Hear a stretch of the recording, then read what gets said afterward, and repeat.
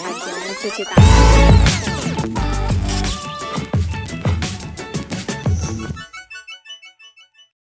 Oke, assalamualaikum warahmatullahi wabarakatuh. Ketemu lagi dengan saya Ardian Syahindarkin pada program Kebiasaan Baru Harian Fajar.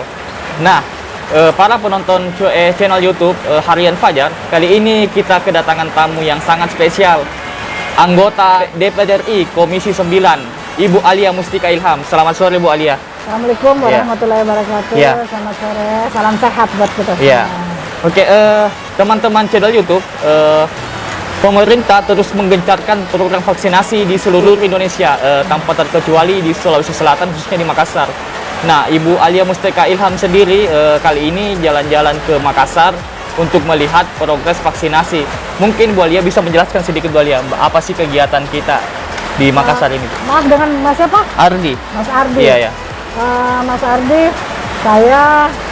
kehadiran saya di Kota Makassar sebenarnya bukan jalan-jalan, tetapi ibaratnya pulang kampung, melihat kota sendiri. Siap. Karena kan saya juga masih domisili di sini, KTP juga masih di sini. Nah, untuk hari ini kegiatan saya vaksinasi. Kebetulan kita sekarang ini berada di Lembaga Pemasyarakatan Makassar. Saya bekerja sama dengan KKP, Kantor Kesehatan Pelabuhan, dan juga Poltekkes Kota Makassar, yang mana semua dibawahi oleh Kementerian Kesehatan Republik Indonesia yang merupakan mitra kami di Komisi 9 DPR RI. Nah, berkolaborasi dengan Kementerian Hukum dan HAM melaksanakan kegiatan vaksin, vaksin aman dan halal bersama kami. Nah, hari ini kami melaksanakan kegiatan vaksin dengan target 700 peserta calon vaksin. Dan adapun tenaga vaksinator itu dibantu oleh KKP dan oleh Poltekkes. Nah, kami sendiri langsung mendapatkan vaksinnya dari Kementerian Kesehatan. Nah, itu. Nah, alhamdulillah sore hari ini sudah hampir mau selesai dengan target 700. Besok kami lanjutkan di rumah tahanan Kota Makassar. Ya, besok 800. Jadi target untuk 2 hari ini adalah kurang lebih 1.500 calon vaksin yang akan divaksin. Gitu. Harapan kami dengan kegiatan vaksin ini,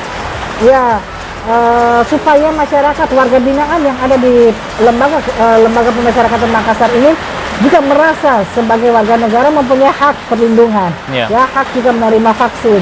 Nah, mungkin sebelumnya pernah dilaksanakan kegiatan vaksin, tetapi ternyata rupanya vaksin tersebut tidak mencukupi. Nah, untuk itu saya datang ke sini mencukupi kekurangan vaksin tersebut, sehingga nantinya seluruh warga binaan Lembaga Pemasyarakatan Makassar ini tervaksin dengan semua, insya Allah. Terus ini boleh kan sering mengeluarkan kritik ketika ada RDP rapat dengar pendapat. Nah, ini kan vaksinasi sudah bisa dikatakan sudah mau jalan hampir setahun, boleh ya. Nah, itu apa tidak yang menjadi evaluasi sepanjang pelaksanaan vaksinasi ini, boleh ya? Yang kami evaluasi itu adalah pendistribusiannya dan juga kedatangannya dari negara lain, karena memang ini kan belum merupakan produk kita sendiri, karena memang perlu kita ketahui bersama kan masa pandemi ini, wabah ini kan kita juga merupakan cobaan, ujian kita semua, bukan hanya ujian dari masyarakat Indonesia, tetapi memang seluruh dunia mengalami ujian ini. Nah, alhamdulillah yang negara yang mendahului memproduksi vaksin adalah Cina.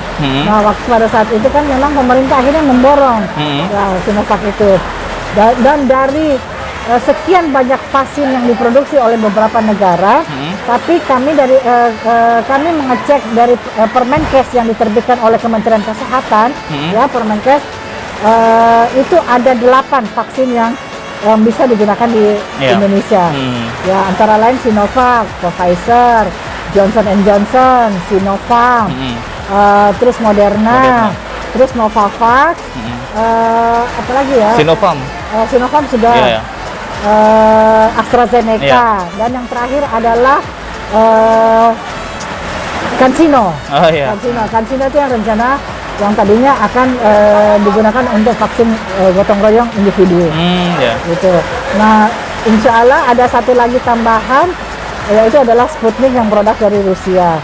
Nah, walaupun dengan kedatangan 8 vaksin yang sudah dikeluarkan Permenkesnya, tetapi kami tetap mendorong produk anak bangsa, yaitu vaksin merah putih. Insya Allah bulan April di tahun 2022 kita juga sebagai bangsa Indonesia harus bangga dan terus mendorong bagaimana vaksin merah putih itu cepat bisa ini. Karena kan kegiatan vaksinasi ini atau vaksin ini adalah hanya merupakan sebagai benteng, ya, benteng ketahanan diri, ya, bagaimana meredam virus ini sehingga tidak menyebar kemana-mana. Tetapi kan kita tidak tahu masa kehidupan virus ini seperti apa. Nah, makanya kita mengantisipasi dari negara Republik Indonesia terus mendorong produk anak bangsa, yaitu vaksin merah putih. Ya, semoga nanti juga vaksin Nusantara juga itu bisa menyusul, ya. Ya, nanti tetapi yang sudah fix itu vaksin merah putih di 2022. Ya. Tetapi kami dari Komisi 9 terus mendorong bagaimana produk anak bangsa ini juga bisa diakui dan kalau kemarin beritanya vaksin Nusantara itu sudah mulai diorder oleh Turki 5,2 juta. Oh, Turki ya. Ya. Nah, semoga dengan adanya orderan tersebut ini juga akhirnya pemerintah juga bisa mendorong dan juga mensupport bagaimana kedua vaksin tersebut itu bisa berproduksi cepat. Gitu. Terus ini Balia tertarik membahas soal vaksin merah putih. Ya. Itu sudah sejauh mana progresnya Balia? Pembahasan mungkin di Dewan bagaimana? Ya, itu sudah masuk dalam tahapan IEE di Balai POM.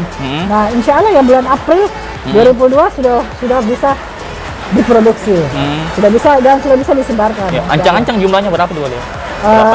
Saya belum tahu persis ya. Tapi barangkali yang ini dulu dihabiskan, bagaimana caranya pemerataan vaksin ini dan memberikan kesadaran kepada masyarakat, karena tidak semua juga masyarakat yang kendalanya, dan kita tidak bisa pungkiri juga memang tidak semua masyarakat juga sekarang yang siap divaksin. Tetapi kita tidak akan berputus asa, terus mengadakan edukasi, sosialisasi bagaimana pentingnya vaksin, karena melihat kondisi yang dialami masyarakat yang terkena COVID-19, ada perbedaannya yang sudah divaksin dengan yang belum divaksin. Jadi serangannya itu berbeda, ya. Dan keuntungan juga dari vaksin ini kan ada aplikasi Peduli Lindungi yang sudah diterbitkan oleh Kominfo, bekerja sama dengan Kementerian Kesehatan. Itu manfaatnya sangat luar biasa, karena kemana-mana kita dideteksi keberadaan kita, bukan berarti kita dimata-matain, karena ada sebagian masyarakat mengatakan, waduh Bu, kalau kita divaksin terus kita punya aplikasi, berarti pemerintah tahu loh apa ininya, urgensinya pemerintah terhadap kan pemerintah paling tidak memprotek, ya, mengetahui kondisi masyarakatnya, kondisi warganya. Tapi saya merasakan sendiri Peduli Lindungi itu luar biasa loh. Karena kita masuk di mall misalnya ya, kita ketahuan check-in-nya, check-out-nya di mana. Dan kemarin juga saya sudah merasakan waktu penerbangan. Kalau sebelumnya kan belum memakai aplikasi Peduli Lindungi. Tetapi dengan hadirnya aplikasi Peduli Lindungi, saya setelah PCR sudah masuk otomatis di Peduli Lindungi. Jadi pada saat check-in cuman tunjukkan Peduli Lindungi. Kalau dulu kan kita repot dengan print, ngecap, kan cap lagi konternya lain. Ibu mesti ngecap dulu di konter lain, di konternya KKP baru ke kami. Nah, sekarang dengan kehadiran Peduli Lindungi aplikasi tersebut, alhamdulillah. Nah, untuk itu kami bersama dengan pemerintah pusat dan juga pemerintah provinsi dan kabupaten kota bagaimana terus mendorong kegiatan vaksinasi ini. Semoga juga masyarakat sadar dengan sendirinya yang belum divaksin, dan ada kesempatan besar buat masyarakat yang belum divaksin itu bisa menggunakan Moderna, itu dua kali suntikan. Nah, untuk saat ini masyarakat yang belum pernah divaksin, khusus sebagai warga DKI Jakarta, itu bisa menggunakan Pfizer. Pfizer ya, Pfizer 2 kali suntik ya. Karena memang untuk saat ini ada hanya 4 jenis vaksin yang bisa diterima oleh negara Eropa dan juga negara-negara lainnya, ya. Ada persyaratan harus 4 jenis vaksin ini saja, termasuk umroh dan haji. Jadi ya saya kemarin juga sempat tanyakan lagi, Namun waktu raker dengan Menteri Kesehatan, Pak Menteri gimana nih, kita sudah evak, berarti kita belum bisa umroh dan haji dong. Ya nanti akan diusahakan lobby dengan Kementerian Arab Saudi, semoga warga yang sudah divaksin dengan Sinovac bisa masuk dengan umroh dan haji. Tetapi untuk saat ini hanya 4, yaitu Pfizer, AstraZeneca, Moderna, dan Johnson & Johnson. Ya. Jadi negara. Nah sekarang saya juga banyak permintaan dari teman-teman dan juga warga yang lain terhadap anak mereka yang akan melanjutkan sekolah di luar negeri. Nah itu kan persyaratan hanya 4 ini. Ya baik di Eropa, baik di Amerika hanya 4 vaksin ini yang di ini. Itu ya, itu mungkin karena tingkat efikasinya ya, tingkat efikasinya kan cukup tinggi. Nah ya tapi persyaratan sekarang hanya untuk yang belum pernah vaksin. Gitu. Nah kalau AstraZeneca itu bisa 12 tahun ke atas, tetapi untuk sementara Pfizer itu 18 tahun ke atas. Tapi yang lain Moderna bisa 12 tahun ke atas dan juga ibu hamil. Nah Pfizer ini yang baru diluncurkan kemarin Selasa. Siap. Mungkin benar Bu Alia, ini kan kita berbicara pemetaran vaksin, tapi kita lebih fokus kepada kelompok terpapar, misalnya tenaga nakes, yang kita berbicara vaksin booster. Tapi kan beberapa pemberitaan mengatakan kalau ada di luar nakes yang mendapatkan vaksin ketiga, mungkin tanggapannya. Saya juga ikut menyoroti hal tersebut. Saya juga pernah berbicara di media, bahkan waktu launching vaksin booster bersama dengan Provinsi Sulawesi Selatan bersama dengan Bapak PLT Gubernur, saya menekankan dahulukan dulu nakes karena memang Moderna ini diperuntukkan dan dikhususkan dulu untuk para nakes. Nanti selanjutnya kepada masyarakat umum yang belum pernah vaksin. Nah, tapi saya tidak tahu kebijakan nantinya. Ya mudah-mudahan ada kelebihan. Tetapi yang kami ketahui itu jarak daripada untuk dosis ketiga 4 itu 6 bulan setelah dosis kedua. Gitu. Mudah-mudahan dengan kehadirannya banyak vaksin dan masyarakat warga sudah divaksin, kami bisa bukan booster lagi tapi ikut dosis 3 dan 4 ya. Karena kalau Moderna 2 kali, Pfizer 2 kali. Cuman Johnson & Johnson insya Allah September akan masuk lagi di Indonesia. Itu hanya sekali Johnson & Johnson ya. Nah itu saya kira itu. Siap. Kalau AstraZeneca 2 kali. Siap. Oke, para penonton channel YouTube Harian Fajar, demikianlah bincang-bincang kami bersama Ibu Alia Mustika Ilham. Sampai jumpa di bincang-bincang berikutnya. Terima kasih. Sebelum saya belum ditutup, saya berharap para penonton YouTube ini semoga semua sudah divaksin. Tetapi kalau belum melaksanakan vaksinasi, insya Allah besok saya melaksanakan kegiatan vaksinasi di Balai Paru di Jalan Petarani. Ayo daftarkan ya. Sehat negeriku, sehat bangsaku, sehat wargaku, khususnya Provinsi Sulawesi Selatan. Salam sehat selalu.